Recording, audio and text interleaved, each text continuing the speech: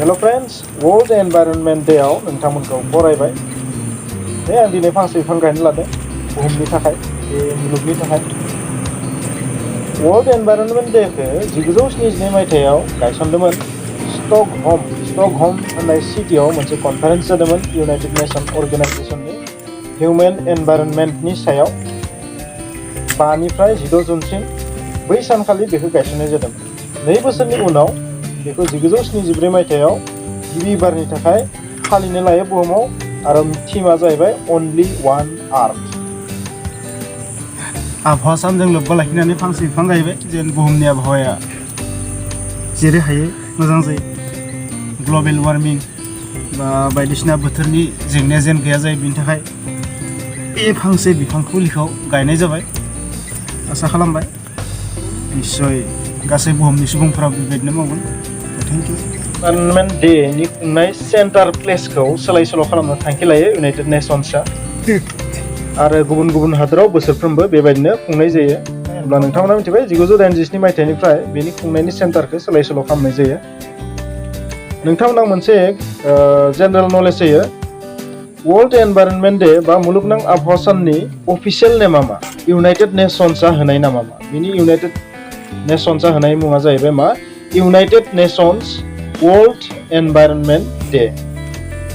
माने नोंथांमोना निश्चय मिथिगौ इउनाइटेड नेशन्सआ मा।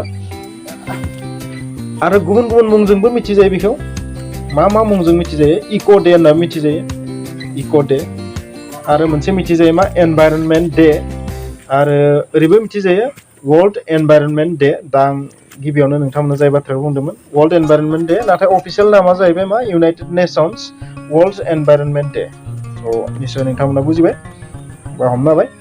आरो बेनि थांखिया जाहैबाय माखासे आबहावाजों लोब्बा लाखिनाय माखासे इस्युसफोरखौ माने सावरायनो थाखाय बा एवार लाबोनो थाखाय मानसिफोरखौ बेखौ खालामनाय जायो। फ्रेन्ड्स, बे बोसोरनि हस्ट कान्ट्रिया खुंग्रा हादरा जाहैबाय पाकिस्तान, आरो बे बोसोरनि थीमा जाहैबाय मा? इक'सिस्टेम रेस्ट'रेसन। इक'सिस्टेम रेस्ट'रेसन थामहिनबा सोरथाथाय बिखान्थिनि फिन सफैफिननाय, बा ओरैबायदि मोनसे थाथायसिम सोरथाथाय बिखान्थिखौ लाबोफिननाय जे जाय सोरथाथाय बिखान्थिनि अबस्थाया जोंनि मानसिनि थाखाय हेल्प जायो। बे मोनसे जाहैबाय कर'नानि नामाव जेन आबहावाया मोजां जानानै जोंनि मानसिफोरनि हेल्थखौ मोजां खालामो। एन्टिबडिया बुस्ट जायो, एन्टिबडिया जौगायो, जायनि जाउनाव गासैबो कर'नानिफ्राय थाब थाब रिलिफ मोनो। स'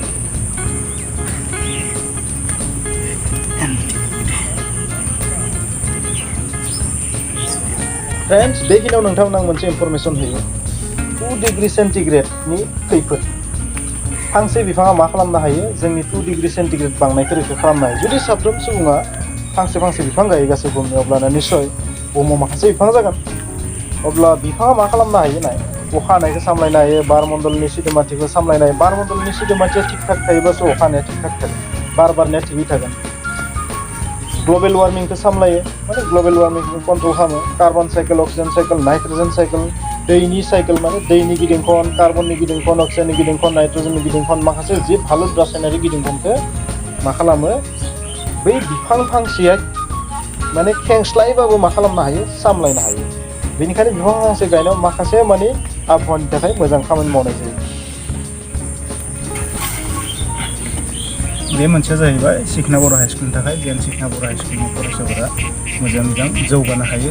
आसा खालामबाय बिफां फांसेया जोंनि फरायसालिखौ जेन नायहरगोन, जोंनि फरायसालिनि आबहावाखौ जेन मोजां खालामनो हायो, साफ्रोम फरायसालिनि रिजाल्टखौ जेन मोजां खालामनो हायो, बेखौनो आसा खालामबाय फांसे गायनाय जाबाय।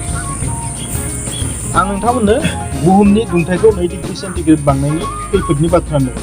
2 डिग्री सेन्टिग्रेड बांनाया मा खैफोद लाबोनो हागोन नोंथांमोननिफ्राय?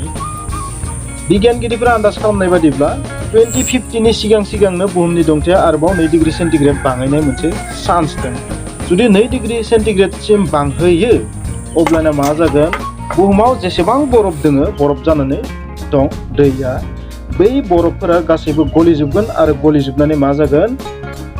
लैथोनि दैया दावखोगोन। लैथोनि दैया दावखोनायजों लोगोसे ओरैबायदि जागोन, जिहेतु दुंथाया बांगोन, बै बांनायनि जाहोनाव दुंथाया बांनायनि जाहोनाव मा जागोन? अखा हानायनि जि बेलेन्स बियो मा जागोन? सोलाय सोल' जागोन।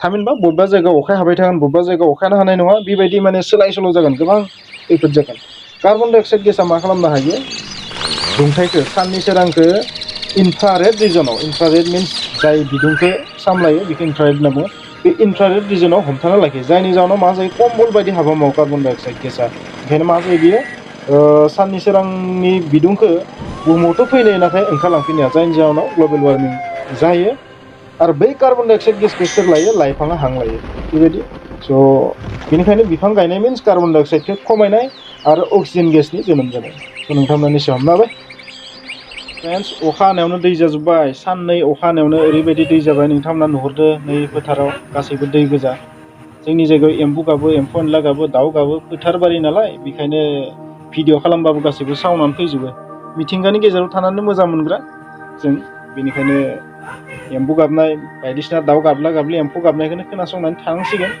आसा खालामबाय नोंथांमोनाबो बेखौ थारैनो मोजां मोनो स' थेंक इउ बाय बाय